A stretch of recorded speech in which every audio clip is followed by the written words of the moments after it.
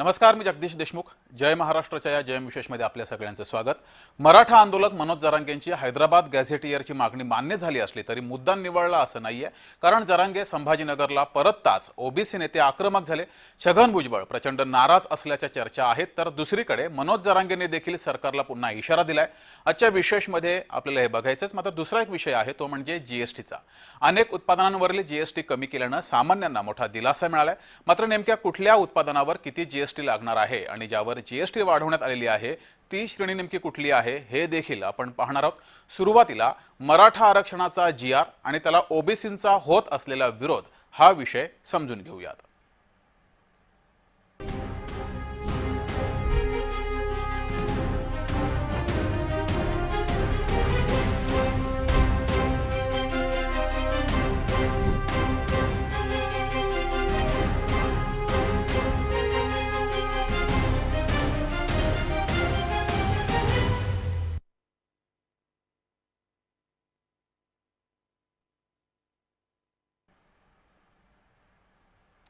सुरुवातीला आरक्षणाच्या मुद्द्यावर आज दिवसभरात नेमकं काय काय घडलंय ते समजून घेऊयात.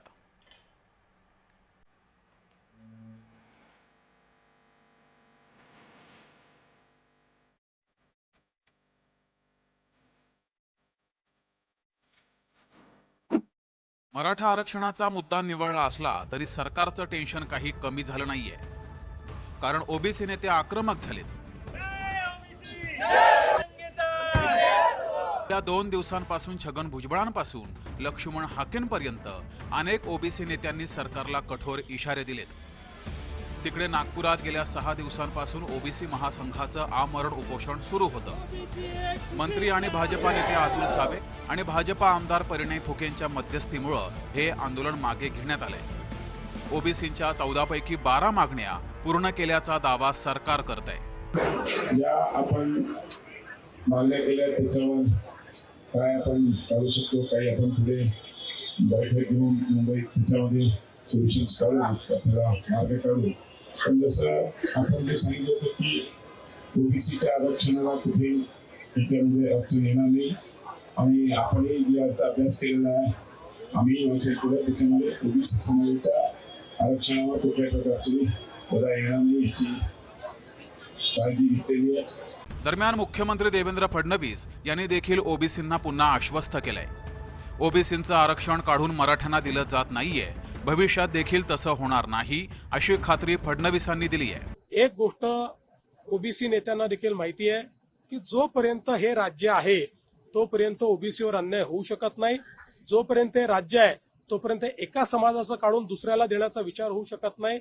आम्ही मराठ्यांचं मराठ्यांना देणार, ओबीसींचं ओबीसींना देणार आणि ज्यांना खरा अधिकार आहे त्यांना ते देणार. कोणाचं काढून कोणाला देणार नाही. 2 समाजाला एकमेकासमोर कधीच आणणार नाही. एवढंच नाही तर छगन भुजबळांच्या कथित नाराजीबद्दलही मुख्यमंत्र्यांनी प्रतिक्रिया दिली आहे. भुजबळ अजिबात नाराज नाहीत असा दावा फडणवीसांनी केलाय. छगन भुजबळ साहेब कॅबिनेटमधनं कुठेही निघून गेले नाहीत. छगन भुजबळ साहेबांची माझी चर्चा झालेली आहे. मी त्यांना आश्वस्त केलेलं आहे हा जो काही जीआर आपण काढलेला आहे त्याच्याने ओबीसी समाजावर कुठलाही परिणाम नाही. हा सरसकट जीआर नाही, हा पुराव्याचाच जीआर आहे. फक्त मराठवाड्यामध्ये इंग्रजांचं राज्य नव्हतं, मराठवाड्यामध्ये निजामाचं राज्य होतं. त्यामुळे इंग्रजांच्या राज्यातले पुरावे हे इतर ठिकाणी मिळतात, मराठवाड्यात मिळत नाहीत. मराठा आंदोलक मनोज जरांगेंनी पुन्हा एकदा सरकारला इशारा दिलाय. सातारा गॅझेटबद्दल वेळ काढूपणा करू नका, नाहीतर मंत्र्यांना बाहेर फिरू देणार नाही अशा शब्दात जरांगेंनी सरकारला सावध केलंय. पश्चिम महाराष्ट्रातलं असणारं सातारा गॅझेटियर याच्या सुद्धा हायगाई करता कामा नये सरकारनं. जर हे थोड्या दिवसात म्हणतो मी, महिने फिने नाही, जर हे झालं नाही तर तुम्हाला मी पुन्हा रस्त्यावर फिरणं बंद करीन. एका समाजाची मागणी मान्य करत असताना दुसऱ्या समाजाला नाराज न करणं ही तारेवरची कसरत प्रत्येक सरकारलाच करावी लागते. तशी कसरत फडणवीस सरकारला देखील करावी लागतीये. आरक्षणाचा हा मुद्दा येत्या काळात कुठलं रूप घेतोय ते पाहणं महत्त्वाचं ठरणार आहे. ब्युरो रिपोर्ट, जय महाराष्ट्र न्यूज, मुंबई. तर मराठा आरक्षणाचं सगळं श्रेय भाजपाला घ्यायचं आहे असं म्हणत खासदार संजय राऊत यांनी सरकारवर निशाणा साधलाय। वाशीला गुलाल उधळणारे दिसले नाहीत, दोन्ही उपमुख्यमंत्र्यांना बाजूला का ठेवलं हे मुख्यमंत्र्यांना विचारा असं सुद्धा संजय राऊत यांनी म्हटलेलं आहे, ते पाहूयात। मुख्यमंत्री देवेंद्र फडणवीस यांनी हे आंदोलन, चर्चा, वाटाघाटी या फक्त भाजपच्या छत्राखाली होतील आणि याचं संपूर्ण श्रेय भारतीय जनता पक्षाला मिळेल यासाठी अथक प्रयत्न केले आणि परिश्रम घेतले। आता जर काही त्याच्यामध्ये वेडवाकडं झाला असेल असं त्यांचे इतर सहकारी म्हणत असतील तर तो सरकार आणि मनोज जरांगे पाटील यांच्यातला मुद्दा आहे। या चर्चेमध्ये विरोधी पक्षाला किंवा विरोधी पक्षाच्या नेत्यांना कुठेही सहभागी करून घेतलं नाही, किंबहुना सरकारमधले जे प्रमुख घटक होते त्यांनाही घेतलं नाही। म्हणजे जे वाशीला गुलाल उधळत होते तेही या चर्चेत किंवा शेवटच्या टप्प्यात मला दिसले नाही। तर संजय राऊत यांच्या टीकेला भाजपा माध्यम प्रमुख नवनाथ बन यांनी उत्तर दिले, ते सुद्धा पाहूयात। संजय राऊत यांचा डीएनए अब्दालीचा आहे का, संजय राऊत यांचा डीएनए औरंगजेबाचा आहे का, हे त्यांनी स्पष्ट केलं पाहिजे। अशा पद्धतीनं एका समाजाला टार्गेट करणं, एका समाजावर टीका करणं हे संजय राऊत यांना शोभत नाही। देवाभाऊ सगळ्यांना सोबत घेऊन जातात। तुमचं सरकार असताना, महाविकास आघाडीचं सरकार असताना मराठा समाजाला मिळालेलं 14% आरक्षण घालवण्याचं पाप संजय राऊत तुम्ही केलं होतं। ते आरक्षण पुन्हा एकदा देण्याचं काम देवाभाऊ सारख्या सच्च्या छाव्याने केलं आणि मराठा समाजाला न्याय दिला। तर दुसरीकडे छगन भुजबळ हे सुद्धा आक्रमक झालेले आहेत। तर संजय राऊतांनी छगन भुजबळ यांना सुद्धा चिमटा काढलाय। जर भुजबळांना वाटत असेल ओबीसी समाजावर अन्याय झालाय तर भुजबळ राजीनामा देणार का, असा सवाल संजय राऊत यांनी उपस्थित केलाय। भुजबळ हे नाराज आहेत किंवा नाहीत यापेक्षा मी मंत्रिमंडळात आहे ह्याच्यावर त्यांचं समाधान। ते राजीनामा देणार आहेत का? जर ते खरोखर एखादा समाजाचं मी नेतृत्व करतो आणि त्या समाजावरती अन्याय झालाय हे जर कोणाला मनापासून वाटत असेल तर त्यांनी त्या मंत्रिमंडळातून बाहेर पडलं पाहिजे। मग महाराष्ट्र असेल किंवा देशातलं मंत्रिमंडळ असेल। पवार गटाचे आमदार जितेंद्र आव्हाड यांनी सुद्धा या विषयामध्ये उडी घेतलेली आहे। मराठा आरक्षणावरून सरकारवर निशाणा साधलाय। फसवाफसवी करून दोन समाजात दरी पाडण्याचा हा प्रयत्न आहे। निवडणुकीसाठी राजकारण करण्याचा सरकारचा हा डाव आहे असं आव्हाडांनी म्हटलंय। आव्हाड नेमकं काय म्हटलेत, काय राज्य सरकारवर टीका केली आहे ती पाहूयात। कोणाला काही दिलेलं नाही, कोणाला काही घेतलेलं नाही, ह्याच्यावर न बोललेलं बरं। 3 महिन्यात सगळं सत्य बाहेर पडेल। फसवाफसवीचे उद्योग करून दोन समाजामध्ये दरी पाडायची आणि आपल्या स्थानिक स्वराज्य संस्थांच्या निवडणुका काढून घ्यायचा, एवढंच काम हे सरकार करतंय। हे सरकार फक्त राजकारणाचा विचार करतं। सामाजिक स्वास्थ्य या सरकारच्या ध्यानी मनी स्वप्नी पण नाही।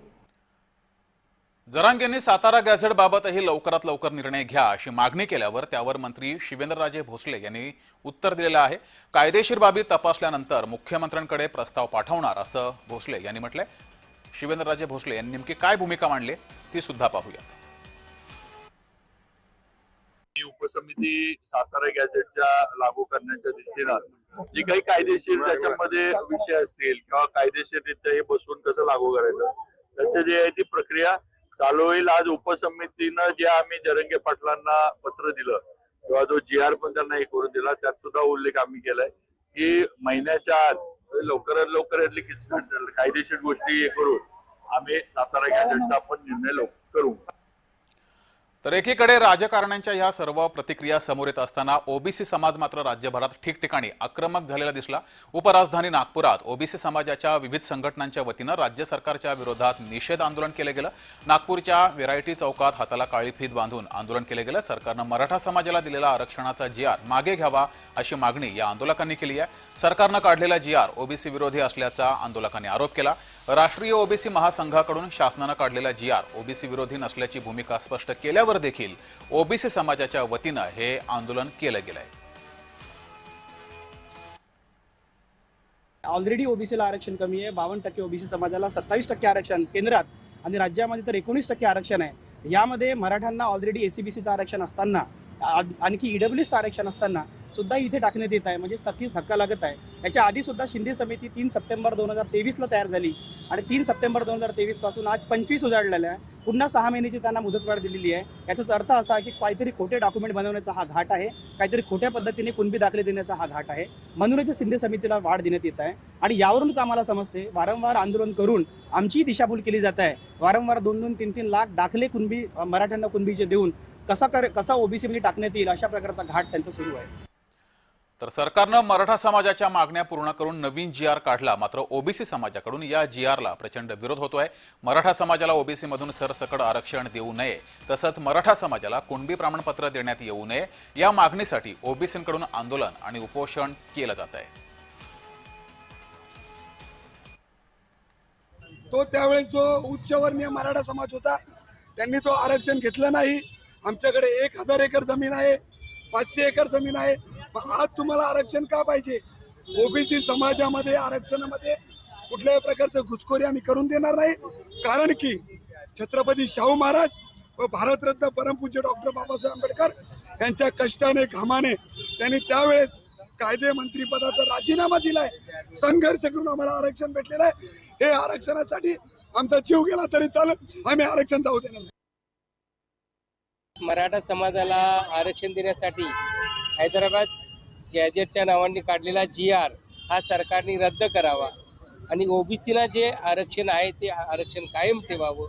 OBCच्या आरक्षणामध्ये कोणत्याच नवीन जातींचा समावेश आता करू नये आणि यापूर्वी आम्हाला जे मिळालेलं राजकीय 27% आरक्षण आहे ते कायम ठेवावं, ही भूमिका आमची सगळ्यांची कायम आहे. तर वाशिममध्येही OBC संघटना आक्रमक झाल्या. मराठा समाजाला आरक्षण संदर्भात हैदराबाद गॅझेटचा शासनानं काढलेला GR या विरोधात OBC समाज आक्रमक झालेला आहे, आक्रमक भूमिका घेतली. वाशिम जिल्ह्यातील मालेगाव येथील OBC बांधवांनी एकत्र येत मालेगाव तहसील कार्यालयावर मोर्चा काढला.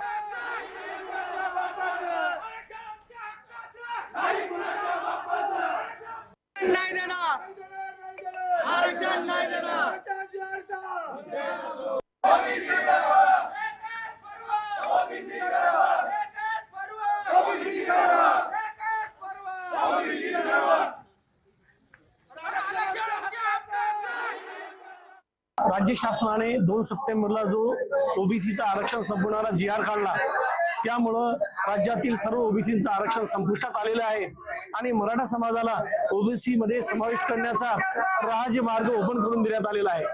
या GRचा आम्ही निषेध करतो आणि तालुक्यातील सर्व OBC समाज बांधवांच्या वतीनं या निषेध करतो आणि हा GR मागे घेण्यात यावा अशी मागणी करतो.